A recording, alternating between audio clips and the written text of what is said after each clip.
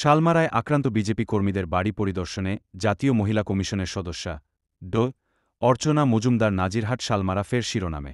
শুভেন্দু অধিকারীর কোচবিহার সফরকে কেন্দ্র করে উত্তপ্ত হয়ে উঠেছিল জেলার রাজনৈতিক আবহ। বাড়ি ভাঙচুর অভিযোগ ঘটেছিল তৃণমূলের। Fact. Please show what is happening here.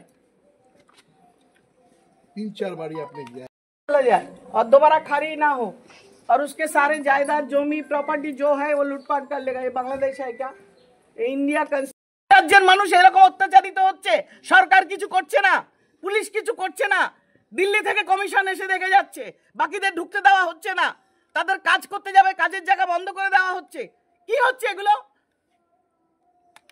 একে চ্যালেঞ্জ করতে হবে। আইনি যা ব্যবস্থা আমার কাছে হাতে আছে আমি সেগুলো করব, তাদের যেখানে রেকমেন্ড করার করব, এবং এসসি কমিশনকে দিয়ে যা কম্পেনসেশন তাদের প্রাপ্য সেগুলো ভেরিফাই করে সেগুলোর ব্যবস্থা করার চেষ্টা করব, আপ্রাণ আন্তরিকভাবে করব, এইটুকুই বলতে পারি।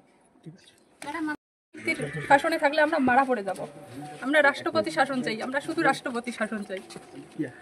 মমতার দুর্নীতি থেকে আমরা বাঁচতে চাই।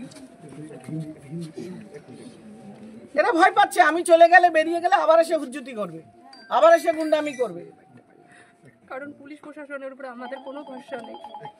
আপনারা গেলেই হয়তো আমাদেরকে আরবার আসতে পারে মারতে। Don't look at me, look at them. This innocent face. Somehow they are surviving. বাচ্চাগুলোকে দেখানো যায় না, কিন্তু বাচ্চাগুলোর মুখ চোখ দেখুন, সে আতঙ্কেই রয়েছে। এই বুঝি এলো, এই বুঝি ভাঙচুর করলো, এই বুঝি মেরে ফেললো। বলা হচ্ছে পান থেকে চুন করে বাড়ি শুদ্ধ আগুন লাগিয়ে পুড়িয়ে দেবো। সব কি চলছে? What is going on?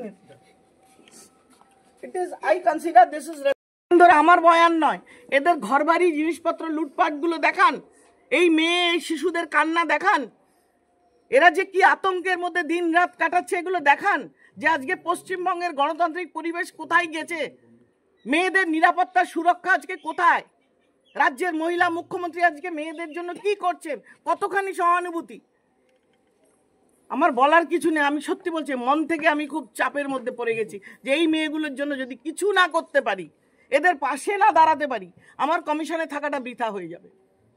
বারে বারে অভিযোগ উঠছে যে উত্তরবঙ্গ উন্নয়ন মন্ত্রী উদয়ন গুহ তার আশ্রিত। আমি কোনো নেতা মন্ত্রীর নাম জানি না, আমি শুধু জানি এখানে অরাজকতা চলছে, মগের মুলুক চলছে, মেয়েদের ওপর অত্যাচার চলছে, সীমাহীন তাদের ওপরে অন্যায় হয়ে চলেছে, কোনো বিচার হচ্ছে না। আমি তাই সেটারই সুরাহা চাই।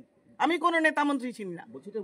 উন্নয়ন মন্ত্রী উদয়ন গুহর বিধানসভা এলাকা, সেখানে এরকম ঘটনা ঘটছে, তাকে কি বলুন কেন হচ্ছে? তিনি তো বিশাল সংখ্যক ভোটে জিতে, তাকে বলুন তার কি দায়বদ্ধতা। তিনি এগুলো দেখতে পাচ্ছেন না, আপনারা দেখান তাকে। তার যদি মেমোরি লস হয়, সে যদি জায়গাগুলোকে না চিনতে পারে, তাকে চেনান। এগুলো মিডিয়ার দায়িত্ব, মিডিয়ার দায়িত্ব আজকে গণ অভ্যুত্থান তোলা মানুষ